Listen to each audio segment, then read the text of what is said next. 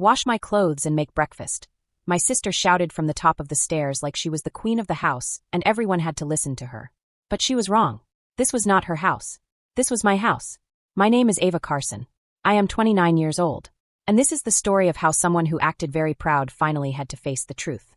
She stood there on the stairs wearing my robe, holding her phone in her hand like she was giving orders to servants. Her hair was messy, but her face had a proud smile like she owned everything around her. You heard me, Ava, she said loudly. Go wash my clothes and make me breakfast. It's the least you can do since I'm staying here and helping you out by being in the house. I almost laughed, but I didn't. I stayed calm and looked at her. She didn't know something very important. She didn't know I had already made a decision about her. And she didn't know this was going to be her last week living here. I had let her move in 6 months ago because she told me she needed help. She said she was trying to get her life together. She said she just needed a place for a little while. I believed her because she was my sister and my family is supposed to trust each other. But those 6 months became very hard. She never paid rent. She never cleaned her mess. Dirty dishes stayed in the sink for days. She used my things without asking. She wore my clothes. She even invited her friends over like the house belonged to her. And worse than that, she started talking to me like I didn't matter. She would say things like I didn't care about my family because I worked too much. She would act like I was selfish just because I had a job and responsibilities. I turned slowly and looked up at her. I kept my voice very calm. If you are hungry, I said, there is cereal in the kitchen. You can make it yourself. Her face changed quickly. She didn't like that answer at all. She scoffed and said, wow, so rude. Maybe if you weren't single, you would understand how to share and care about people. That comment hurt a little. Not because it was true, but because she said it in the same way my mother used to talk when she wanted to make me feel small. It reminded me of old feelings I didn't like. Before I could say anything back, my phone buzzed. I looked down. It was a message from my dad. Family dinner tonight. Be there. No excuses. I sighed quietly. Family dinners at my dad's house were never simple. They usually turned into judgment sessions, where someone always got blamed. I knew Chloe would take this chance to complain about me. I put my phone away and said, fine. I'll be there. Chloe smiled like she had already won something. Perfect, she said. I'll tell Dad everything about how you treat me. Let's see what he says. I didn't answer her. I just smiled slightly because I already knew something she didn't. I knew that by the end of the night, the truth would come out. Later in the day, Chloe walked around the house wearing one of my silk robes. She acted like she was rich and important. She hummed songs loudly and pretended to clean things, but she barely did anything. I watched her quietly, saying nothing. I didn't argue. I didn't complain. I just waited. Because sometimes the best way to deal with someone like that is to let them keep talking and keep showing who they really are. At 6 o'clock, we got into the car and drove to my father's house. It was only 15 minutes away, but the ride felt very long because of the silence between us. Chloe kept looking at her phone and smiling like she was planning something. Then she said casually, just so you know, Dad is going to side with me. I glanced at her. About what? About you being selfish, she said. You don't visit enough.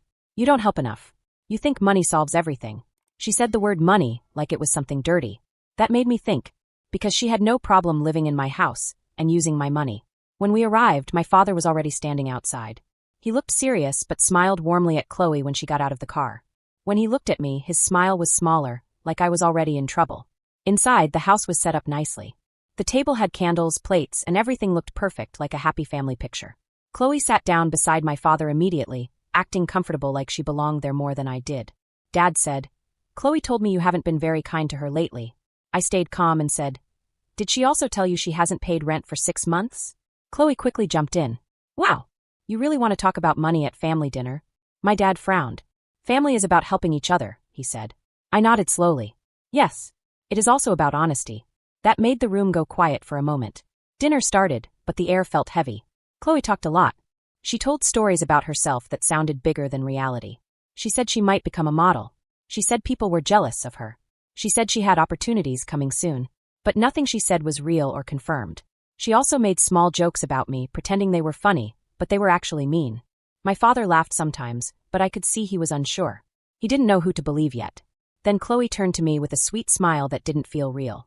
So, Ava, she said, how is your little company going? Still pretending to be a big boss. I didn't react emotionally. I just smiled calmly. It is going well, I said. We just signed a deal worth $200,000. The fork in Chloe's hand stopped in the air. My father looked surprised. 200,000?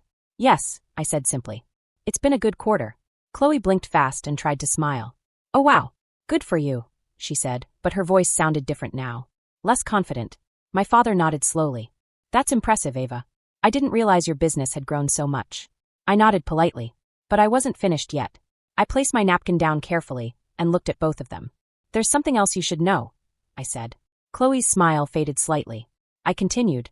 She has been living in my house for 6 months without paying rent. I also paid her credit card bills because she maxed them out. Chloe suddenly sat up straight. That is a lie, she shouted. I calmly took out my phone and opened my banking app. I turned the screen toward the table. All the transfers are here, I said. Every single payment is labeled. Rent. Chloe. My father leaned forward and looked closely. His face slowly changed. Chloe, he said, did you lie to me? She looked nervous. I was going to pay her back, she said quickly. She said it was fine. I shook my head. I said I would help you until you got on your feet. That was 6 months ago. You never even tried. The room became very quiet. My father leaned back in his chair, looking disappointed. Then I showed something else. I opened a photo on my phone. It was Chloe sitting in my car, smiling. The caption she had posted said, "Thanks to my amazing sister for my new car." My father stared at it. You bought her a car? I didn't, I said. She took my car and posted that online like it was hers. Chloe's face turned pale. It was just a joke, she said quietly. I looked at her and said, you also called me your maid this morning. My father suddenly raised his voice. You said that to her? Chloe tried to speak, but he stopped her. Enough, he said firmly. For the first time that night, my father looked at me differently. Not with doubt, but with understanding. Then I said quietly, I tried to tell you before, but nobody wanted to hear it. My father didn't answer. He just looked down at the table. Chloe suddenly stood up, pushing her chair back. You are all against me, she shouted. You are trying to embarrass me. My father looked tired and disappointed. He rubbed his forehead. My mother walked into the room at that moment, wiping her hands on a towel. What is going on? She asked. Chloe quickly pointed at me. She is lying about everything. I looked at my mother and said calmly, do you want proof? I opened my phone again and started scrolling through more receipts, messages, and records. Everything was clear. Every payment. Every lie. Every mistake she had tried to hide. The room stayed silent as the truth filled it like something heavy that nobody could ignore anymore. And even though I had more things I could say, I realized something important in that moment. I didn't need to shout. I didn't need to argue. Because the truth was already loud enough for everyone to hear. Every month, $1,200 went straight into her account. Do you want me to show you where it was spent? I asked.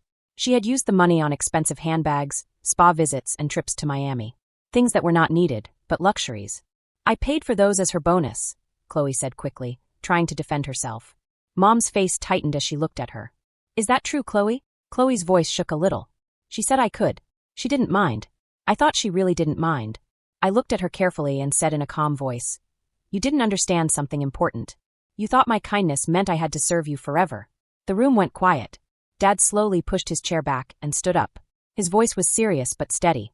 I think you owe your sister an apology. Those words felt heavy, like they filled the whole room.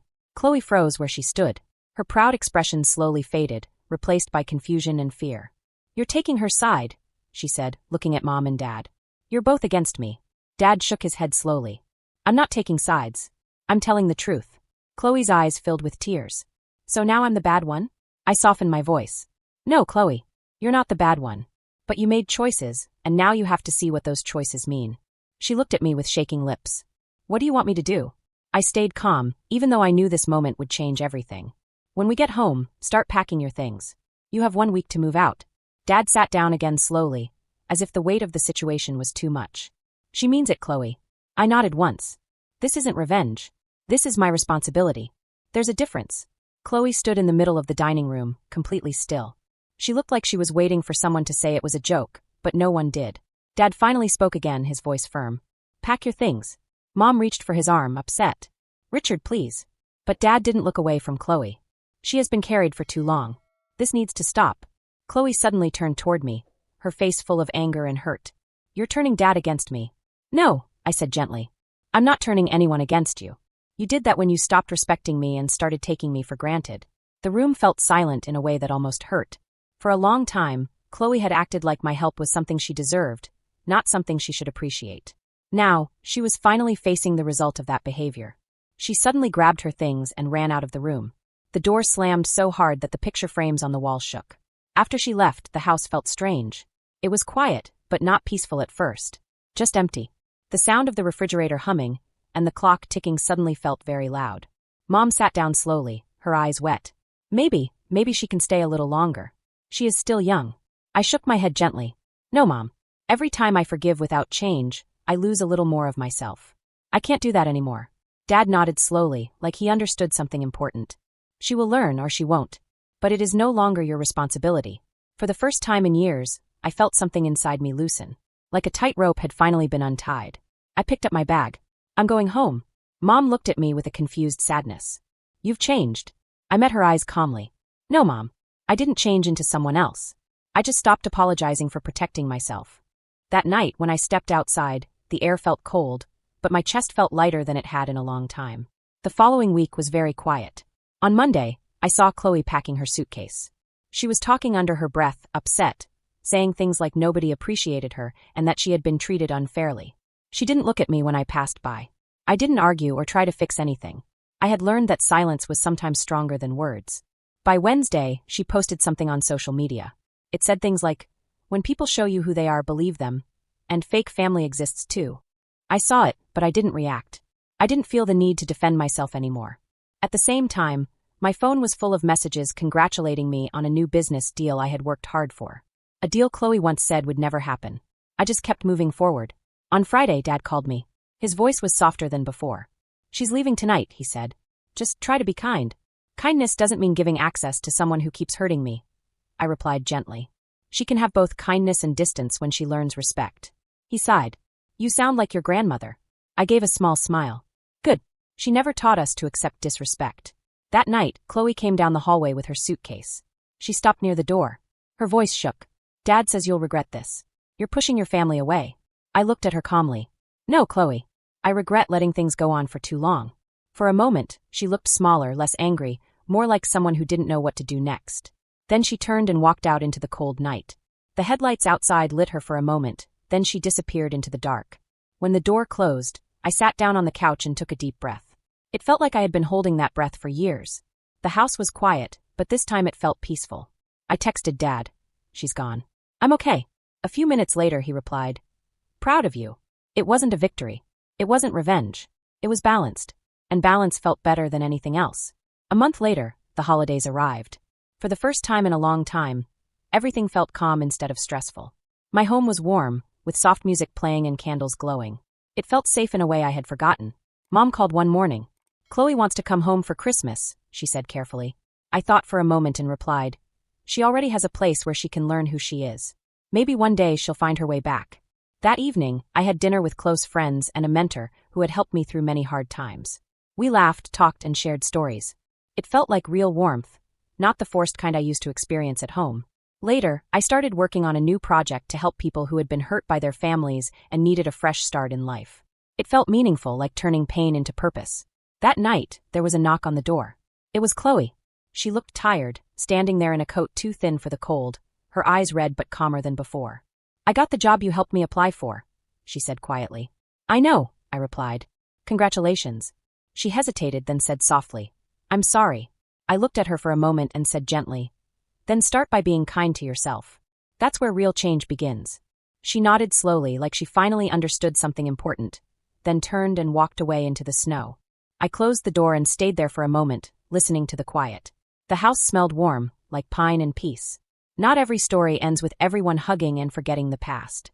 Some stories end with understanding. And sometimes understanding is the most peaceful ending of all.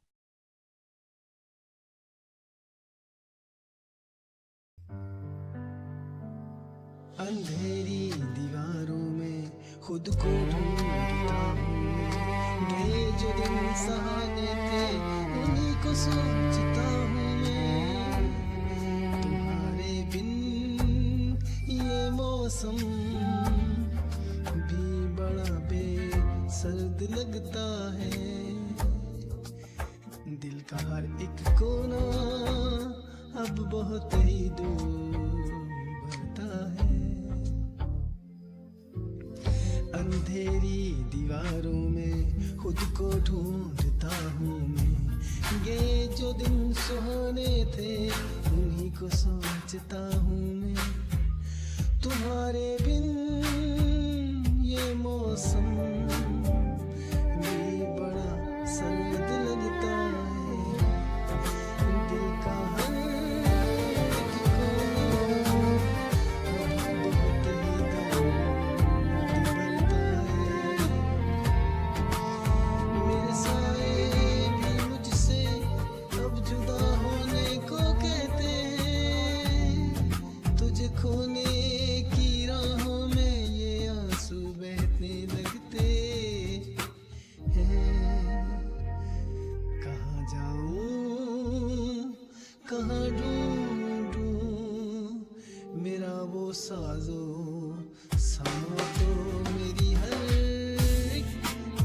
ना तू मेरी रूह का मकान तू लकीरों में नहीं लिखा जो तुमने ख्वाब देखा था वफा की इस कहानी में फकत एक गम ही लिखा था सितारों से भी पूछता है पता तेरा कहाँ होगा मगर खामोश है दुनिया कहाँ मेरा जहाँ होगा बस एक बार मुड़ के देख ले मेरी बेबसी की सूरत मुझे है आज भी तेरी वफा की सख्त जरूरत साए मेरे तन्हा सफर बस रह गया दर्द का असर साए मेरे तन्हा सफर बस रह गया दर्द का असर